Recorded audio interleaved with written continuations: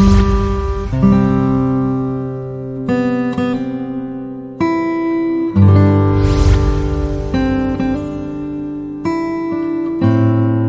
nous sommes ici, je suis avec une délégation de beaucoup de nos entrepreneurs que on connaît. Ils sont là. Il y a Hollande, il y a Estelle, il y a Alice, il y a Talia, elle est cachée où?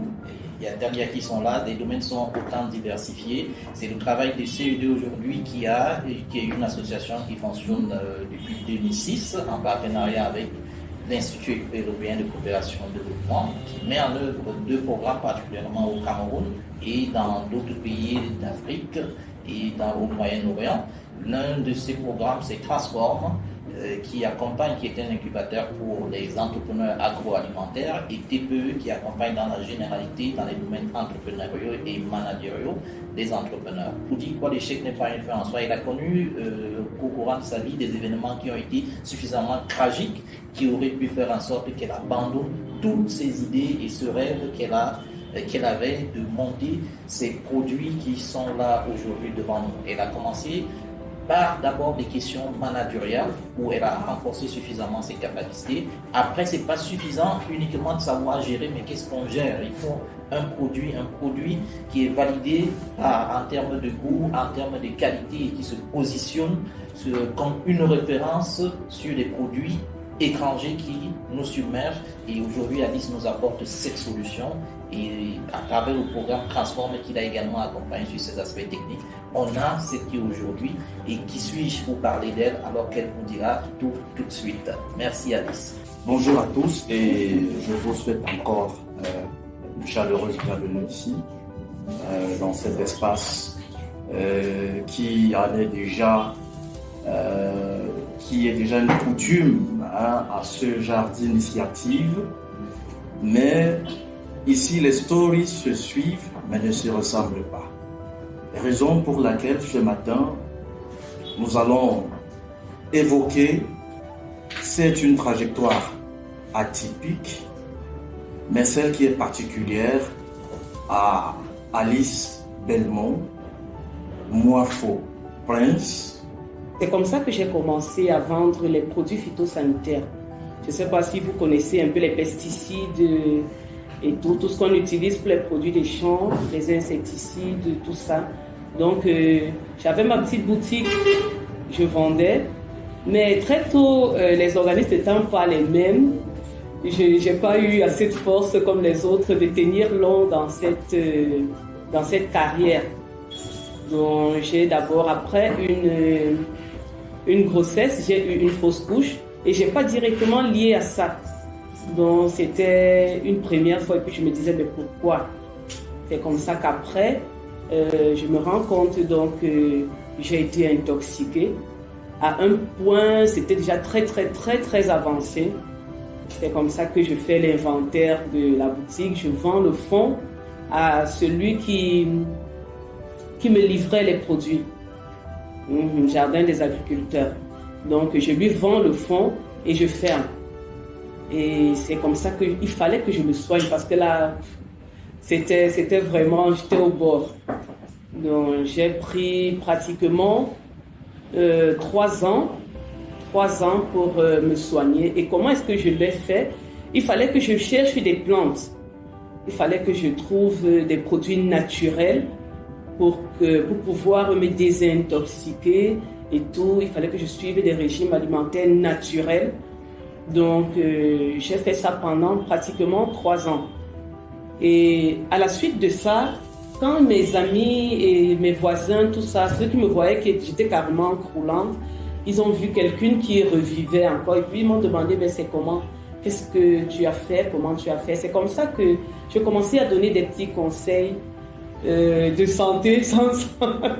Je demande des petits conseils. Quand tu as ci, il faut faire ça, il faut prendre ceci, il faut prendre cela. Donc, et après, ça marchait. Et puis les gens, ils me disaient, mais j'ai pris telle chose, j'ai pris telle plante que tu m'as conseillé, et puis ça marche. Et je me suis dit, mais je suis à la maison, je ne fais rien.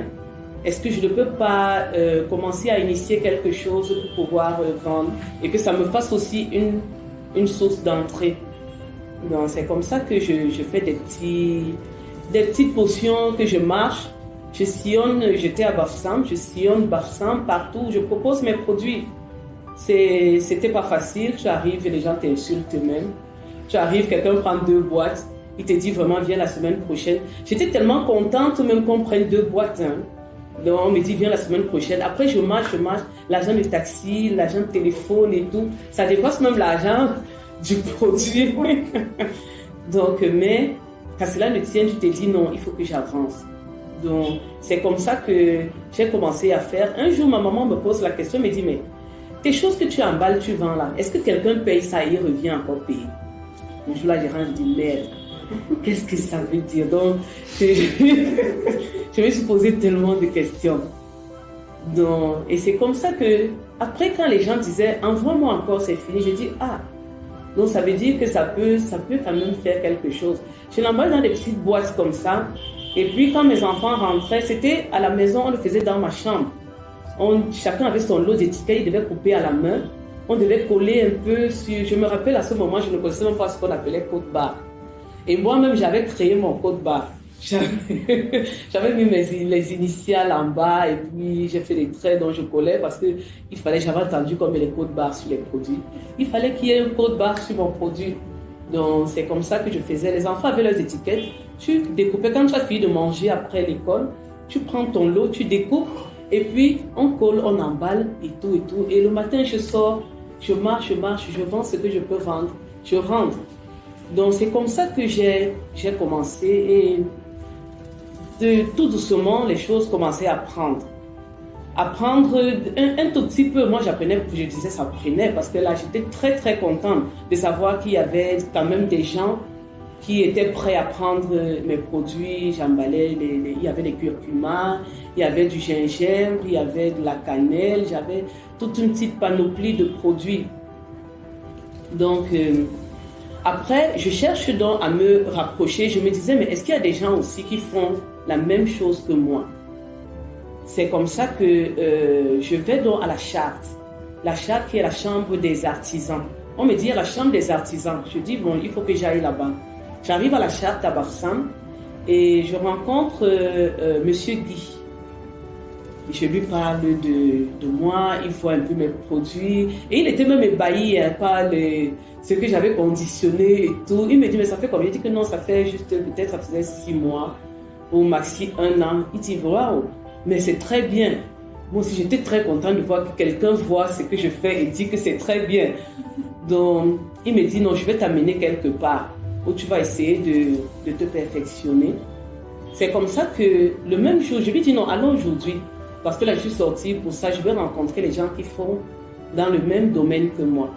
C'est comme ça qu'on va à la CED, compte. Et directement, il y avait une session qui se formait parce que je ne connaissais ni calculer le coût de revient. Je ne savais pas, j'emballais aussi et puis je dis, bon, je peux vendre à combien? Je donne un prix. Et c'est comme ça que soit je perds, soit je gagne et tout. Donc, je n'avais pas de base. Donc, je pars à la CED et vraiment, ils étaient très, très accueillants. Très accueillants. Ils me disent, mais il y a une session de formation, tu peux la suivre. Donc, c'est comme ça que je m'inscris directement. Et puis, la semaine qui suit, je commence avec la formation. C'était en gestion. Il y avait gestion, il y avait management. C'est comme ça que j'ai commencé avec ça. Et ça m'a permis un peu de calculer, d'avoir une... Parce qu'en fait, j'ai un background plutôt...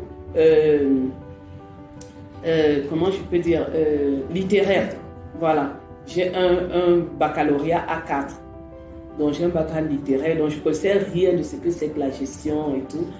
Et avançant, il me fallait avoir quand même quelques bases. Donc ils m'ont appris ça, j'ai commencé à calculer un peu, j'avais mon registre, je notais mes petits trucs et puis quand ça n'allait pas, je revenais leur dire, bon, il y a ceci, je ne comprends pas. Eux-mêmes, ils m'accompagnaient dans ce parcours. Et c'est comme ça que le monsieur qui était là, il me dit, mais je te vois, tu es très engagé, vraiment, tu es très, très engagé. Il y a un programme qu'on fait avec les entrepreneurs au niveau de Transform. Et je lui dis, mais il s'agit de quoi? Il me donne le nom, je suis rentrée, j'ai commencé à taper. j'ai cherché, j'ai vu Transform, c'est quoi, j'ai vu ISCD et tout et tout. Et c'est là, je vois, il y avait une programmation et il lançait un appel d'offres. J'ai dit, mais je vais postuler. J'ai dit, est-ce que c'est facile? Ils me disent, bon, essaye. Il y a un auditoire et puis tu vas passer une interview et tu vas voir si tu es retenu. Donc c'est comme ça que je remplis le mail et j'envoie. Et directement, ils me disent que bon, ok, je suis quand même retenu pour l'interview. C'est programmé, je vais à Douala. Et c'est comme ça que je rencontre, il y avait tout un parterre de personnes. Il fallait parler, il fallait dire ce que tu veux, il fallait défendre ton projet, ton soi-disant projet, parce que là, c'était des notions qui n'étaient vraiment pas les miennes, quoi. Donc, c'est comme ça que devant eux, j'ai parlé, j'ai défendu. Et puis, je suis rentrée. Et quelques temps après, on m'a envoyé un mail pour me dire, bon voilà, c'est validé, tu peux venir pour la formation. C'était comme si j'avais passé le... C'était vraiment un diplôme pas possible. Donc, je me suis apprêtée. Et pour aller à Djombe, il fallait trouver la salle, il fallait faire ci, il fallait faire ça, la chambre et tout. On a fait 3 semaines de formation. Et vraiment, c'était waouh. Et c'est là vraiment que le goût, l'envie de l'agroalimentaire naît en moi. Parce que vraiment, je peux dire, c'était la débrouillardise avant, je faisais juste des trucs comme ça. Mais c'est là-bas que je comprends le sens de l'agroalimentaire, que je comprends ce que c'est que l'agroalimentaire. Et vraiment, ça m'accroche. Et quand je rentre directement, je n'arrivais plus à travailler. J'étais bloquée. Je n'arrivais plus à travailler. Pourquoi? Parce que j'avais commencé sous une base profane. Et j'avais un déshydrateur, par exemple, qui n'était pas adéquat, qui n'était pas adapté. Les clés n'étaient pas en matériel agroalimentaire. Donc, ce qui fait que quand je séchais mes choses, il y avait un côté qui cramait, il y avait un autre côté où quand l'eau est passée, la moisissure, la rouille restait. Moi, qu'est-ce que j'en savais? Donc, je retirais un peu la partie qui était, je faisais comme ça et puis je prenais, j'utilisais. Donc, après ça, j'ai eu ce blocage-là. Je n'arrivais plus à travailler. J'ai fait pratiquement 3 mois. Quand je voulais mettre quelque chose là, mon cœur me disait non. Tu ne peux pas mettre là parce que ce que tu mets là, ce n'est pas possible. Tu ne peux pas donner ça aux gens de consommer. Donc, quand tu as déjà une connaissance, tu ne peux plus faire, même quand tu es seul, tu n'as pas de surveillance et tout, tu ne peux plus le faire. Non, maintenant, il fallait réfléchir, il fallait voir comment faire pour avoir un matériel quand même acceptable. Donc, entre-temps, après ce blocage-là, j'ai commencé à sous-traiter. J'ai trouvé des gens qui avaient des appareils adéquats, spécialement la case à fruits, c'est toujours un produit de CED. Il est à Fumboat, donc je partais à Fumboat, je travaillais mes produits et puis je revenais à Bafoussam les emballer. Et c'est comme ça que j'avais la conscience un tout petit peu tranquille. Non, et je continuais donc d'améliorer. J'ai beaucoup travaillé dans le packaging grâce à la formation Transform, que ce soit dans la gestion et puis dans la qualité. Donc, on a beaucoup amélioré. Et là, vraiment, j'ai compris que c'était quelque chose, ce n'était plus moi, Alice, qui faisait quelque chose pour elle au quartier. Donc, j'avais affaire maintenant à la vie des gens. Et maintenant, quand tu as affaire à la vie des gens, il faut tenir compte de ça et il faut sortir quelque chose d'adéquat, quelque chose de propre, quelque chose de bien. Et c'est vrai, aucune œuvre n'est parfaite. Et c'est pour ça que j'ai dit, je suis en chemin. Toujours, je recherche des moyens pour pouvoir m'améliorer, pour pouvoir avancer. Mais déjà, il y a un certain socle qui est là et qui me permet d'avancer. Merci infiniment, Alice, pour cette présentation, je dirais, à la fois profonde, mais succincte. Et quand tu me retournes la parole, si tu acceptes que l'on se tutoie, je m'en vais te demander quels ont été les accompagnements après le prix Transform. On conçoit que tu as certainement bénéficié des accompagnements, de quelques aides. Qu'en est-il exactement? Bon, en question d'accompagnement, déjà avant le prix Transform, mon truc c'est quoi? C'est que je cherche à connaître ce que je fais. Donc, puisque je n'ai pas fréquenté à l'UT, à Gaoundéré ou bien à l'ENSA, c'est pas où est-ce qu'on forme à l'ENSAïd, voilà, j'ai pas eu cette grâce de fréquenter là-bas. Donc, il me faut chercher pour connaître, pour un peu être au niveau. Donc, ce qui fait que je suis allée à la Nord. J'ai donc rencontré la cellule Femmes et Normalisation. Je me suis inscrite à la cellule Femmes et Normalisation. Et là, j'ai bénéficié de beaucoup de formations. Et c'est tout de même dans ce sens qu'allant à la CED, j'ai également bénéficié de beaucoup de formations. Et vous voyez, ça va, c'est comme si ça se suit. Donc, de la CED, j'ai pu entrer à Transform. Tout comme à la Nord, j'ai pu entrer à la cellule Femmes et Normalisation. J'ai pu entrer dans le bureau de mise à niveau. Et avec ces accompagnements-là, j'ai pu entrer également au programme à CEFA. Et avec tous ces accompagnements, j'ai pu avoir la norme pour tous les thés saveurs d'Afrique. La norme au niveau de la Nord. Donc, grâce au bureau de mise à niveau qui m'a accompagné, qui m'a soutenu, qui m'a mis. Et c'était pas facile parce que il faut avoir un certain standing et une certaine stabilité pour pouvoir avoir la certification de la Nord. Donc, et vu ma disponibilité, vu mon envie et puis et ma ténacité, donc j'ai pu avoir ces certifications-là. Et grâce à ces différents accompagnements, qui après les accompagnements, parce qu'une chose est de suivre les formations et une autre est de les appliquer. Je me rappelle quand je vais à la Charte et que je rencontre Guy. Guy arrive dans ma salle de transformation parce qu'en fait c'était mon ancienne maison. J'avais donc pris l'ancienne maison et puis j'avais fait de ça mon usine de transformation. Mais c'était vraiment pas. Il me dit non, Alice, vraiment, il faut que une salle de transformation doit être carrelée, il faut les carreaux partout parce que c'est la nourriture que tu vas vendre aux gens. Donc, c'est comme ça que après, j'étais tellement chaude dans toutes ces choses-là. Donc, quand tu me disais quelque chose, j'étais directement bloquée et je n'arrivais plus à avancer tant que j'ai pas changé ce que je devais faire. Donc, c'est comme ça qu'avec les petits moyens que j'avais, j'ai donc mis les carreaux partout sur le mur, j'ai mis partout, j'ai essayé d'arranger, j'ai changé ceci, j'ai changé cela pour pouvoir me mettre à niveau. Et quand le bureau de mise à niveau arrive également, il y avait beaucoup de remarques qu'ils ont faites. Parce qu'en fait, la maison était juste une adaptation. Il fallait mettre les lave-mains, il fallait prévoir s'il fallait mettre Donc tout ça, il fallait le faire. Et vraiment, quand on est décidé à faire quelque chose, on met les moyens, on met du sien. Et vraiment, les choses avancent malgré les difficultés.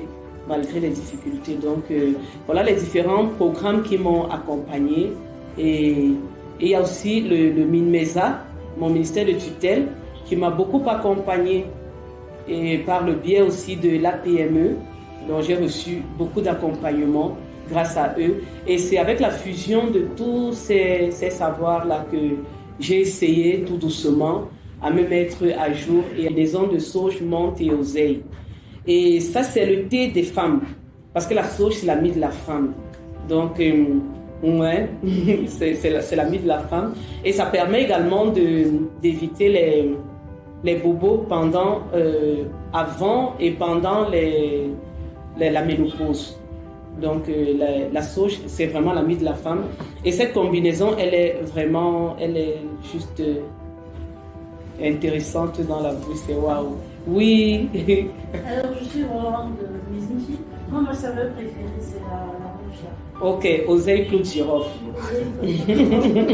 Moi, j'ai commencé à consommer le thé depuis les paquets de 1000 francs là, Oui. j'étais arrivée chez mon maquette, puis elle m'avait conseillé ça et puis j'ai acheté. Même au bureau, c'est ça que j'achetais généralement.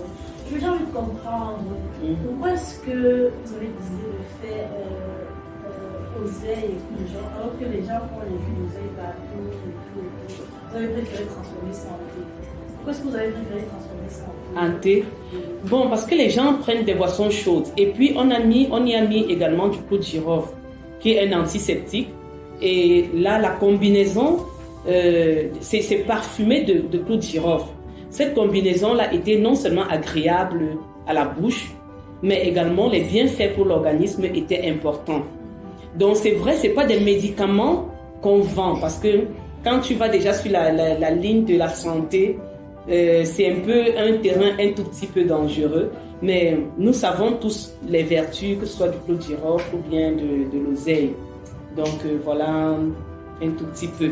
C'est pour ça qu'on a préféré le mettre en thé, parce que ma ligne, ce sont les thés, ce n'est pas les jus.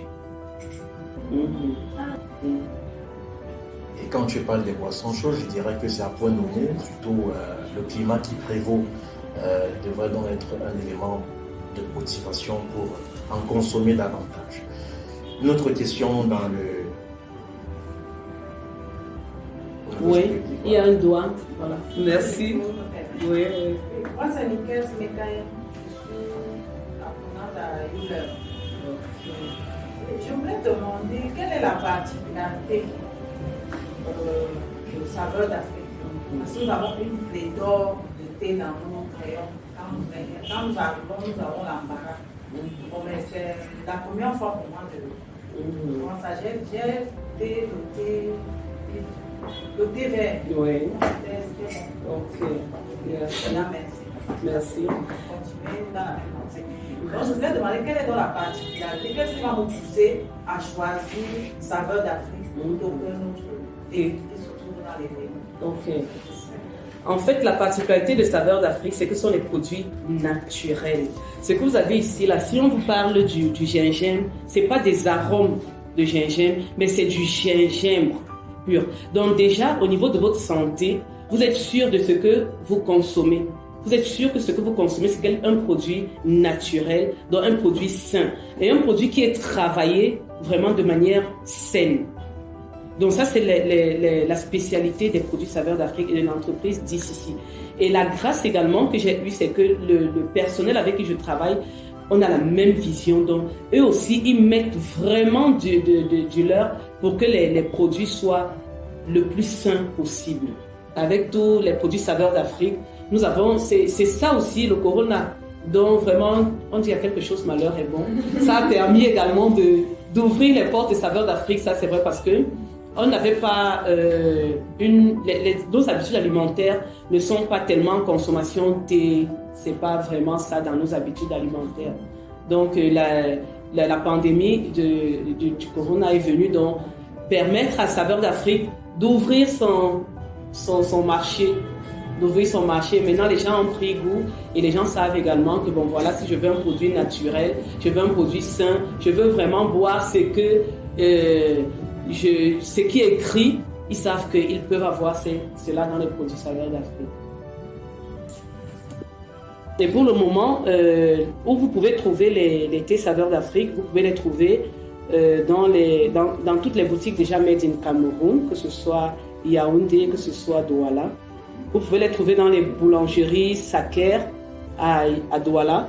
Vous pouvez les trouver dans les Santa Lucia, que ce soit Douala, que ce soit Yaoundé, au repère à Bafsam, au Yacht Center à Bafsam, à Sopal Square à Barrivé loin. Oui. Oui, vous parlez très bien, Alice, on va arriver bien. Alice, tu parles très bien de tes produits. Aujourd'hui, après tout le parcours d'accompagnement que tu as eu, est-ce que tu estimes que cela t'a ouvert un marché et que les saveurs d'Afrique ont également aujourd'hui sur les rayons un positionnement qui est ici par rapport à ce que c'était hier? Oui, et encore là, je remercie vraiment la CED pour le prix Transform. Parce que franchement, ce prix a été... J'ai dit tout à l'heure que c'était ma sémence. c'est venu à point nommé et ça a constitué la sémence de saveurs d'Afrique.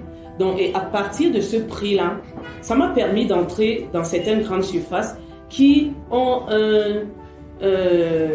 comment je peux dire, qui prennent tellement de produits et qui payent, pas payer comptant. Donc, il faut avoir quand même un fonds de roulement assez consistant pour pouvoir tenir. Et puis, c'est suivi de tellement de contrats, de clauses qu'il faut que tu tiennes. Tu dois livrer. Et c'est au bout de 2 mois qu'on doit commencer à te payer.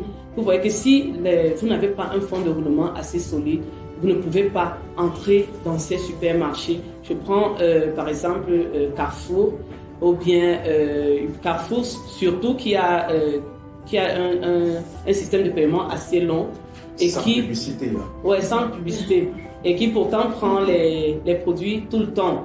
Donc ça m'a vraiment permis de non seulement d'augmenter la main-d'œuvre, donc de recruter d'autres personnes. Parce que grâce au prix Transform, j'ai pu recruter un commercial à Yaoundé, j'ai pu recruter un comptable et j'ai pu également prendre la main-d'œuvre temporaire d'environ plus d'une dizaine de personnes de manière temporaire. Vous voyez que le prix Transform n'a pas aidé seulement à Dissisi, mais ça a permis aussi, et ce sont des personnes mariées, des personnes responsables. Vraiment, un personnel qui est rentable, c'est une très grande richesse, c'est la plus grande force même d'une entreprise. Quand les produits arrivent à l'unité de transformation, il y a un service de réception de la matière première. Donc, avant de prendre la matière première, nous avons des contrats avec les fournisseurs. Au niveau de la qualité de la matière première, ils savent déjà ce qu'on veut. Donc, quand ça ne répond pas aux critères, tu sais que tu renvoies et c'est à tes frais généralement. Donc, quand ils envoient la matière première, ils font tout et tout pour que ça respecte les normes, les critères que nous sommes entendus parce qu'il faut le faire. Même si c'est un petit truc par écrit, essayez d'énumérer les caractéristiques de votre matière première, de ce que vous voulez qu'il vous livre. Et là, maintenant, il doit respecter ce cahier de charge. Donc, il y a d'abord le contrôle de la matière première à l'entrée. Et quand c'est validé, on commence avec la transformation. Donc, généralement, il y a des temporaires qui s'occupent. Il y a certaines tâches, par exemple, qu'il faut laver, que ce soit du gingembre ou bien ci ou ça. Il y a des personnes qui viennent de manière temporaire et puis ils sont payés à la journée. Voilà. Ça, c'était en 2021 qu'il y a eu le feu. J'ai donc recommencé. Et puis, tout doucement, les choses ont évolué. C'est pour dire que dans ce métier, franchement, il ne faut pas baisser les bras. Il y a tellement de choses difficiles. Ça, c'est seulement des dégâts matériels. Mais il y a tellement de difficultés, que ce soit l'insertion, que ce soit dans les centres de distribution, de commercialisation. Ce n'est pas une évidence. C'est pas une évidence. Donc, il faut batailler à tout bout de champ. Il faut batailler. Il faut batailler pour avoir ceci. Il faut batailler pour avoir cela. Il faut batailler pour avoir même des informations. Parce que avant, quand j'ai commencé, pour avoir une petite information, c'était tellement compliqué. Tellement compliqué. Les gens ne voulaient même pas te donner une information que tu dois avoir forcément. Qu'au fur et à mesure que tu dois avancer, tu dois l'avoir. Et c'est pour ça que quand les jeunes m'approchent, vraiment, si je peux, tant que je peux leur donner l'information, je le fais parce que j'ai eu trop de problèmes pour avoir certaines informations, même élémentaires. Donc, et c'est ensemble, c'est quand on se tient qu'on parvient à avancer. Ne pensons pas qu'on peut avancer seul. Ou bien non, comme je fais l'été, si peut-être je vois Roland qui fait l'été, je vais bloquer tel aspect. Je peux faire, si on me dit que livre l'été dans toute Singassi, est-ce que je peux? Je peux pas. Donc, et c'est en étant ensemble qu'on est fort, qu'on fait même quelque chose de bien. C'est si il y a par exemple 50, 100, 200 entrepreneurs qui font des produits bien. C'est là que la consommation même des produits made in Cameroun doit prendre vraiment de l'envol. Mais si on veut toujours cacher et puis chacun tourne ce qu'il peut tourner, tu manges ça, tu as mal au ventre et puis tu dis bon, tu globalises tous les produits made in Cameroun, c'est pas bon, c'est ceci. Vraiment, c'est lamentable. Donc, malgré les difficultés, on doit se souder, non seulement pour faire face aux difficultés, mais pour pouvoir avancer réellement et faire face à la concurrence. Nos concurrents, ce sont les étrangers. C'est pas nous. D'accord. Est-ce que vous croyez que l'environnement économique est favorable à l'agroalimentaire dans lequel vous exercez aujourd'hui? Est-ce que vous pensez vraiment tenir longtemps malgré toutes les ténailles que vous avez évoquées? Non, on va tenir. Ça n'a rien à faire. Il n'y a que la mort qui va nous chasser là. On va tenir. Donc, l'environnement camerounais, déjà, c'est pas évident. Ce n'est pas évident. Il faut qu'on sache, c'est pas évident, mais ce n'est pas impossible. C'est pas impossible. C'est pas évident, mais c'est pas impossible. Donc, commençons avec les petits moyens que nous avons. Commençons avec notre force. Commençons avec notre ténacité. Et puis, après, on ne sait jamais. Peut-être un jour, l'État va vraiment soutenir les entrepreneurs. Et puis, on pourra avancer. Parce que jusqu'à présent, il y a des programmes étatiques, mais c'est toujours genre... ça ne t'aide pas vraiment. On te donne un petit truc. Ça ne t'aide pas franchement. Ça ne permet pas à l'entrepreneur d'être industriel. Donc, ça te maintient toujours dans la débrouillardise et tout, mais avançons, soudons-nous, essayons d'être ensemble, de nous souder et d'avancer. Je pense que nous-mêmes aussi, nous allons essayer de bousculer l'État, qu'il comprenne qu'on a besoin des industries. On n'a pas besoin toujours de la débrouillardise, on a besoin des industries au Cameroun pour faire face aux importations. D'accord. Est-ce que le changement de période ou alors des climats n'influe pas sur les produits que vous fabriquez là-bas? Parce que les boissons chaudes sont très souvent sollicitées dans un certain climat comme celui-ci. Et quand viendra donc le temps de la chaleur, qu'en serait-il? Est-ce que vous ressentez souvent ce changement-là? Bon, ne serait-ce que dans la production et même la commercialisation de vos produits. Bon, je vous ai dit tout à l'heure que j'étais à Douala et j'étais à Bafoussam. J'étais dans les deux villes. Mais contrairement à ce qu'on croit, Douala est une zone chaude, mais c'est là-bas que les produits sortent le plus. Consommés. Voilà. Mais on se rend compte que tout tourne entre l'ouest et le littoral. Vous ne vendez pas aussi à ceux qui sont à l'est, à ceux qui sont peut-être dans l'est profond, Molundou, allant vers le Congo. Quelles sont vos réelles surfaces? On retrouve vos produits où exactement? De la plus simple de manière. Ok, déjà, j'aimerais bien vendre à Molundou, j'aimerais bien vendre dans le sud profond. À Djoum. Mais pour pouvoir le faire, il faut avoir une capacité de production. Il faut être enraciné. Parce qu'à côté de Lipton, je ne suis même pas... Comment je peux dire? Même une égratignure, non. Donc, il faut savoir d'abord ce qu'on est. Et il faut aller progressivement. Il faut aller progressivement et sûrement. Il ne faut pas penser seulement loin, sans avoir les capacités de production, de répondre à la demande du client.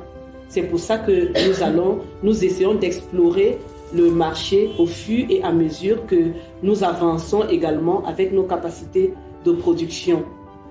Et pour le moment, où vous pouvez trouver les thés saveurs d'Afrique, vous pouvez les trouver dans toutes les boutiques déjà made in Cameroun, que ce soit Yaoundé, que ce soit Douala. Vous pouvez les trouver dans les boulangeries Saker à Douala. Vous pouvez les trouver dans les Santa Lucia, que ce soit Douala, que ce soit Yaoundé. Au repère à Bafoussam, au Yacht Center à Bafoussam, à Sopal Square à Bafoussam, et également dans les, comment on appelle, les Bellavi, les boulangeries Bellavi à Douala, et dans bien d'autres structures un peu isolées. D'accord. Et à Carrefour également, Carrefour Warda, ici à The Place, à Carrefour Grand Mall de Douala. D'accord. Est-ce que vous ressentez l'impact de votre business, économiquement? Est-ce que, je ne vais pas demander comme au quartier, est-ce que ça vous nourrit? Est-ce que c'est encourageant pour tous ces jeunes qui sont réunis et qui sont en train de vous écouter actuellement? Vous les encouragez? Oui, je les encourage. Ça, vraiment... Je les encourage. À vous suivre? Ça va, oui. Vous êtes prêts à les recruter ça va nous nourrir. Si jamais ils veulent aussi travailler? Non, venez, on va travailler. On va travailler. Ils seront chèrement payés aussi? Non, je ne peux pas les payer chèrement. D'accord. Il ne faut pas que je vous promette ce que je n'ai pas moi-même. Jusqu'à présent, je n'ai pas de salaire. Je sais que ça va me payer. Ça, c'est clair. Ce n'est pas la sorcellerie que je fais. Ça va me payer. Pour le moment, je suis dans une phase de semaine, si je peux le dire. Je suis dans une phase où je suis en train de s'aimer. Je suis en train de s'aimer. Il faut que ça prenne vraiment, il faut que la mayonnaise prenne. Ouais. Voilà. Tout à fait. Il faut que ça prenne. Donc, ce n'est pas facile. C'est pas encore... je peux pas dire... encore la période de récolte. Je paye mes employés, mais moi-même, je ne me paye pas. D'accord. Donc, si vous voyez mon comptable, la personne, il va vous dire, quand il donne les salaires des gens, et il n'y a pas encore le salaire de Madame Alice là-dedans. Ça veut dire que vous êtes encore fauché ou bien vous arrive parfois d'être fauché? Il m'arrive bien de fois d'être fauché. Hein. D'accord. Ça, c'est clair. D'accord. Mais c'est un fauché qui ne m'énerve pas. Ça ne m'énerve pas parce que je sais où je pars. Je sais ce que je veux et je sais pourquoi. Quand je dis fauché, je veux dire il y a des choses que je ne me permets pas pour le moment. Je parviens à manger. Pardon, oui, il y a certaines choses que je ne me permets pas parce que je sais que je vais me permettre ça bien après. Vraiment un marché d'été. Quand vous allez partout, que ce soit dans les lieux de service, que ce soit dans les maisons, que ce soit dans les hôtels, que ce soit dans les restaurants, on sert l'été. On sert, quand vous arrivez dans une banque, on vous sert un peu de thé et tout. Pourquoi pas le thé africain? Pourquoi pas le thé camerounais? Pourquoi pas le thé saveur d'Afrique? Donc, nous voulons arriver à ça. Et c'est progressivement. Parce que Lipton a des centaines d'années. Donc, saveur d'Afrique n'a que peut-être 2 ans. Oui. Donc, c'est progressivement. Déjà, notre positionnement, je suis contente de ce positionnement pour l'instant. Et je sais qu'avec le temps, on va faire du chemin. Et avec également l'amélioration de la qualité, parce qu'on a encore beaucoup à faire, que ce soit dans la qualité du produit, que ce soit... Même en termes de quantité. Oui, que ce soit dans la quantité, surtout dans la qualité même. On a beaucoup à faire, beaucoup à apprendre. Oui. Donc, même si ce sont des formations que les gens, les grandes firmes là, je finirai par le faire, ou envoyer mes employés le faire. Et on va produire comme eux. Et on va consommer ce qu'on fait, mais de manière et mieux que parce que là on va rester dans le naturel, mais on va produire mieux. Voilà. D'accord. Une dernière question certainement sous l'ovation de nos invités, très émus de votre présentation, de votre hargne et surtout de votre détermination. Une dernière question et puis on va conclure de ce côté. Une dernière question? Oui. Alors, Alice, que dirais-tu à ceux qui veulent se lancer dans l'entrepreneuriat? Oui. Ceux qui veulent lancer dans l'entrepreneuriat, je leur dirais déjà, il faut qu'ils s'asseyent, qu'ils pensent un projet, qu'ils pensent quelque chose, qu'ils croient à ce qu'ils pensent et qu'ils tiennent. Il faut penser, il faut croire, il faut tenir. Parce que quand tu crois et quand tu tiens, tu arrives. Ça c'est clair, tu arrives. Tu arrives, quelles que soient les difficultés, tu vas finir par arriver. Même si on tombe 50 fois, qu'on se relève et qu'on avance. Et ne cherchons pas les raccourcis, ne cherchons pas la facilité, ce n'est pas facile. Si quelqu'un vous parle de l'entrepreneuriat, et que c'est facile, que tu auras ça. Peut-être tu arrives chez le cabinet d'un ministre ou bien quoi que ce soit, son ci ou son ça te dit que non, vraiment ma chérie, comme tu es belle là, viens, je vais te positionner, c'est moi qui suis là-dedans, je vous conseille de vous retirer, de rentrer, de réfléchir et de prendre encore une autre voie. Donc il faut savoir que rien n'est facile, mais quand tu tiens, tu penses et puis tu crois à ce que tu veux, tu arrives, quelles que soient les difficultés. Donc je conseille à tous ceux qui veulent prendre le chemin de l'entrepreneuriat de le faire et d'être ténace, d'être résilient. Ils doivent compter sur des réseaux? Il faut se rapprocher des gens qui font dans la même lancée que toi. Parce qu'on n'avance pas seul. On n'avance pas seul. C'est ça également. Ce qui m'a également beaucoup aidé, c'est que je suis dans plusieurs réseaux de Made in Cameroun, d'agroalimentaire. Beaucoup. Pratiquement tous les réseaux agroalimentaires Made in Cameroun, je suis là. Et je vois, quand je vois, tu as fait, mais pourquoi moi aussi je ne peux pas faire ça? Ça te booste. Or, quand tu es seul dans ton coin, tu crois que tu es arrivé. Hein?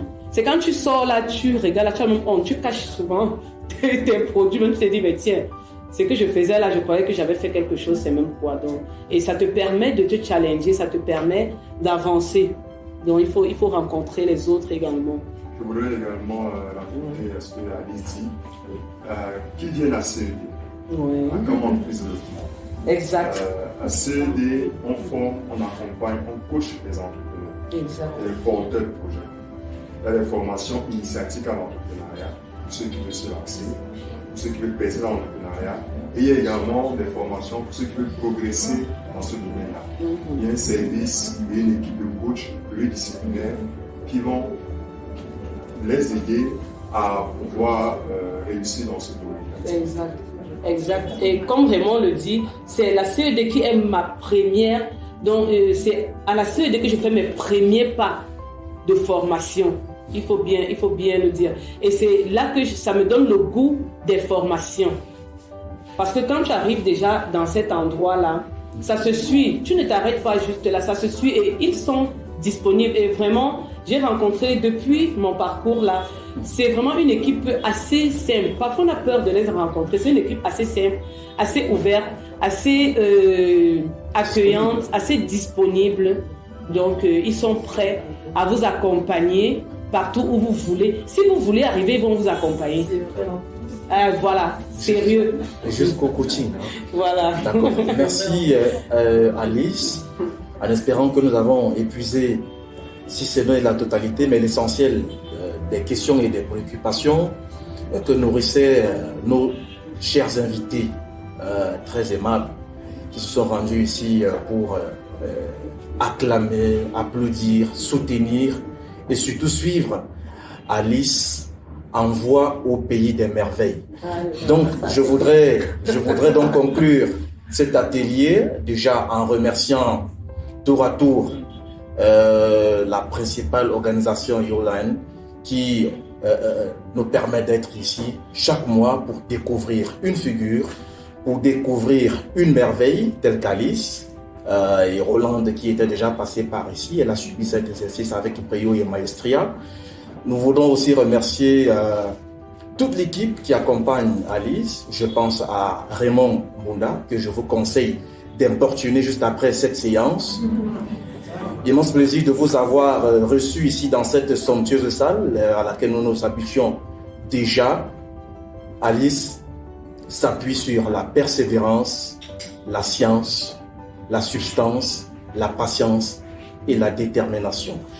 Pour votre aimable attention et pour votre écoute très fantastique, je vous dis infiniment merci et à la prochaine pour un autre Saturday Storytelling. S'il te plaît, Emma, oui? Je veux dire un petit truc avant que... S'il te plaît. Je voulais profiter de l'occasion pour encore dire merci, un merci spécial à la CED. Vraiment, le jour que je mettais mes pieds là-bas, il y a de cela 3 ans, je ne savais pas qu'aujourd'hui, je devais être ici en train de parler, ayant fait quand même 2-3 marches d'escalier. Donc, je veux dire vraiment merci à tout le staff de la CED pour leur accompagnement. Et malgré le fait que c'est dur, il y a toujours des ouvertures qu'ils mettent à notre disposition et qui nous permettent d'éclore, quoi, et qui nous permettent de nous exprimer. Donc, je voulais sérieusement dire merci à la CED et encore merci pour ce prix Transform parce que non seulement ils m'ont formé, mais après, ils m'ont donné de l'argent. Et ils t'ont transformé aussi. Ils m'ont transformé. À Transform, ils m'ont transformé. Et vraiment, je leur tire un coup de chapeau. Et je pense que les entrepreneurs ont besoin des programmes comme ceux-là.